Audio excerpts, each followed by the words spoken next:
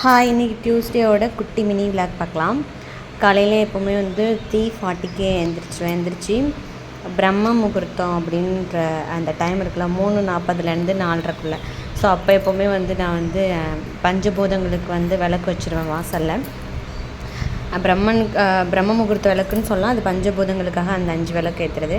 அதுக்கப்புறம் நாளே வீடு வாசல்லாம் நான் தொடச்சிட்டு காலையில் என்ன பண்ணுவேன், அருகப்பொடி மட்டும் மஞ்சள் குங்குமம்லாம் வச்சு மஞ்சள் தடவி குங்குமம்லாம் வச்சு ஜவ்வாது மிக்ஸ் பண்ணி தடவி கோலம் போட்டுட்டு பூஜை அடியில் பூ வச்சுட்டு 2 விளக்கு ஃபஸ்ட்டு கீழே வாசப்படியில் ஏற்றிட்டு அதுக்கப்புறம் பஞ்சபூதங்கள் விளக்கு போட்டுட்டு சாம்பிராணி போட்டுட்டு என்ன பண்ணுவேன்னா, வீட்டில் எப்போவுமே டியூஸ்டே நான் வெத்தலை விளக்கு ஏற்றுறது வழக்கம். ஸோ அதே மாதிரி நான் வெத்தலை விளக்கு இப்போ வரைக்கும் ஏற்றிட்டே தான் இருக்கேன்.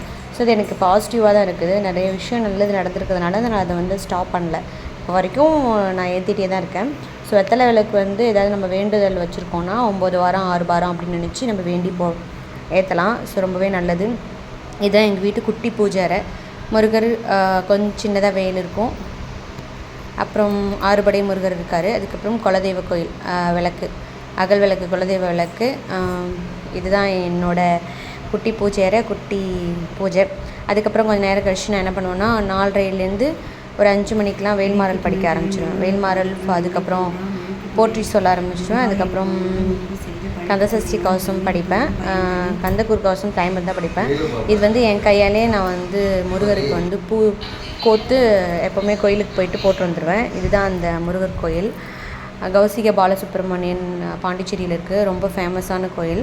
ஸோ மறக்காமல் நீங்களும் விசிட் பண்ணி பாருங்கள். ஸோ இந்த வீடியோ உங்களுக்கு பிடிச்சிருந்தா மறக்காமல் லைக் பண்ணுங்கள். தேங்க்யூ, டாடா, பாய்.